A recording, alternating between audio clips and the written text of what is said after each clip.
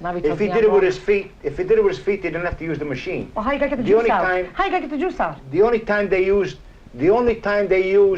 their feet is when they didn't have the machine. And that, no, I'm telling you. Now we got mixed up. No, that's the way it is. The only time they used it with their feet, when they didn't have the machine to grind it. Well, I'm not talking about the grinding machine. I'm talking about the machine that squeezes it. That's the grinding machine. That's what stringidura. Now they have it. Don't tell me, because I made wine too. Oh. And well, in Europe... Well, anyway, my father had good wine.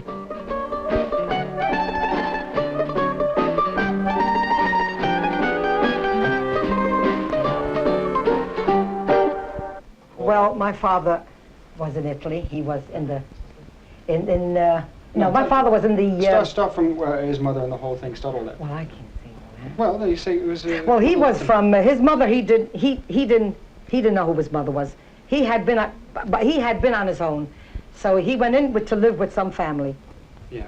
And these people took him in. Of course, then he went away to be when he became of age, he went away to be a soldier in the cavalry. Mm-hmm. Yeah. And he stayed there. And of course, what town was this and where? Bogina. In Sicily. In Sicily, Bogina. In Sicily too. See, he was different nationality from us. Well, the towns were one after another. The town was one right after the other. One after another. Told me not. This day, they were coming through the town, through my mother's town. Of course, everybody comes out on the balconies to look at the soldiers going by. They're in uniform. They're beautiful. Mm-hmm. He wore a blue uniform with a hat with a big white plume on it, and he was on horseback. And of course, my mother was on the balcony, and when he passed through, he looked at her and she looked at him, and it was sort of love at first sight. So he brought out an instance that he said that the balcony was so low that if she just put her hand down, she could That's the truth. She could touch him. We saw it. Now when I went to Italy, I asked my aunt to take me over to my mother's house where she lived. They brought me over to the house, and that was true. I took a picture of it, and the balcony was really that low that you could have touched him. See? Well, anyway. You lost all the film? Sure. Sure. On account of somebody touched the camera. That was it. Big-hearted herd. He's got to make everybody fiddle around with the camera. You know. Touch this and touch that, and I lost my mother's picture. But I'm going to take another one of it. Well, anyway, then, of course, they fell in love. So they courted for about 22 days, and then they got married. Mm-hmm. So my sister was about 6 months old, and he kept calling her to come to America. But my mother didn't want to come. She was afraid of the boat. And every time he would call, come to America, it's nice over here, it'll be different living. Well, anyway, to make a long story short, he got so mad, he says to her in the next letter, if you don't come to America, I'm going to leave you. So she got on the next boat and came over. Yeah, but you said that... She didn't want to get on the boat. She didn't want to. Every time she got on the boat, she turned back. They tricked her. They tricked her into getting on the boat. He was going to America with her. He says to her, I'm going to America too with you. So he put her on the boat, and as she turned around for a second, he just faded out of sight. That's it. Well, she remained, my uncle. She became frantic. Naturally, it was too late. The boat had started out. But it took her about 30 days to come to America. Very bad trip. Very bad trip. And of course, they looked like peasants, you know. My little sister with the little kerchief on, and her, they really looked. Well, anyway, they came to America, and they went and lived, I think, on 3rd Street. Then they lived across the street. Mm-hmm. Then eventually, my aunt came. So naturally, there's no place to live. So you come and board with us. Mm-hmm. So they took my aunt in, my uncle, and her son. That's 3 plus so that's 9 3 plus 9 children. You figure it. 3 plus 9 children? Plus right. Plus my mother and father. 11. And 3 is 14. Well, that's so my aunt occupied the bedroom. The kitchen was in the middle. And my mother, father, and the children were in the living room. 3 rooms, worse than us. 3 rooms. And don't forget, they used to have their babies at home, too. No, don't think there was hospital. No such thing as they used to call the midwife, and the midwife would come in. So you were born here? The twins were born at home. Yeah. The twins are who? Me and my brother Charles. And of course, there was such a big row that time over the twins. Somebody wanted the girl, the other one wanted the boy. What do you mean somebody wanted? They want to take them. Because they got excited. 2 kids. How are you going to feed all these kids? Well, so one woman says, don't get excited, I'll take the girl. What do you think this is?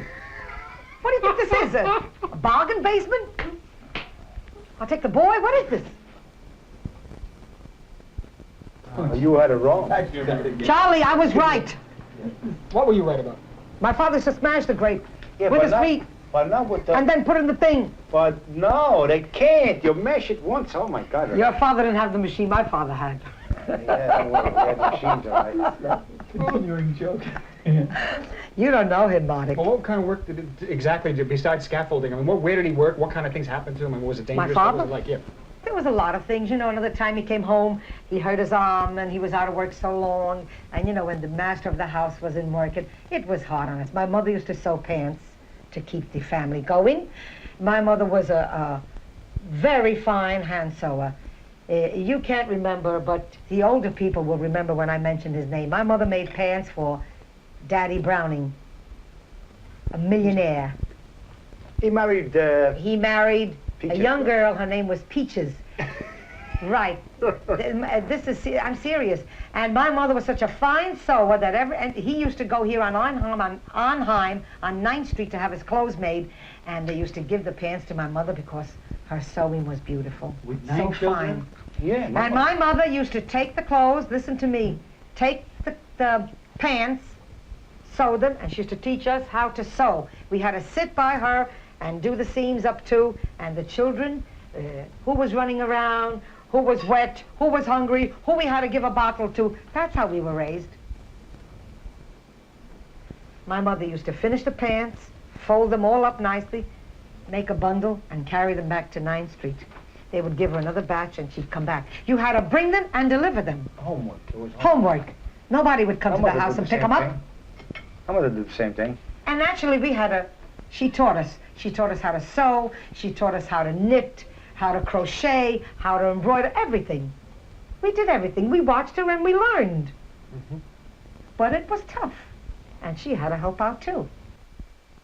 So my sister lived with, my mother rather lived with her mother. Wait a minute, in the hallway. Be careful. Who's in the hallway? What's happening? Come up and down. I forget. Somebody's going up and down. Just be careful. No, you never know. So my mother used to live with her mother, you know, after, or wherever it was. She lived in somebody's house anyway. So she says that talking about things that used to happen in Italy, there were strange things. They used to tell us these stories. If you want to believe it, you believe it. But, you know, the way it was, I'm sure my mother wouldn't lie to us. She says that this night she was sleeping, and the baby woke up. And, of course, the woman used to nurse the children. There was no such thing with a bottle. So she got up and started to nurse this child. As she nursed this child, she's sitting up in the bed. Now, at the foot of the bed, she saw this man appear to her. He was all in silver. And he says to her in Italian, I'll say it in English, if you hit me with something, I'll make you rich. So she got scared. So she took the little baby and pressed it closer to her chest. So the man repeated it. If you hit me with something, I will make you rich. So with that, she got scared and he disappeared. Now they claim that after they sold the house, these people started to dig. They were fixing the house. And they dug and dug and dug. And you'd be surprised, they found all these silver coins under the ground. Now, I'm sure my mother wasn't lying. These were stories that she said. And this happened when she was alone there? She was alone then. And where was her father? My father was in America at the time. So then I guess... Well, you see, let me put it this way. Years ago, they all were great storytellers because, as I said before, you had no television, no radio, nothing. You used to get, actually, people, they used to come to the house and tell stories to kids and everybody and say stories for hours and hours. Real stories that you don't know whether you had to believe them or not. But they say stories that, and they were very interesting. They used to keep you on your toe. Either to keep us quiet or what it was. But no, they you'd be surprised. Some fantastic really stories. Fantastic stories. Some fantastic Did she stories. tell her husband that story? And what did she do? He wanted to... Oh, no, then she told, no, wait a minute, that's right. Then she told, when she, in the morning, she told the people she was living with, whether, I don't know if it was her mother, so the man says to her, you stupid thing, he says, you could have hit him with the baby's diaper, anything you had in your hand. He says, you would have became rich. Then who knows? Who knows? You know. You know, Who knows?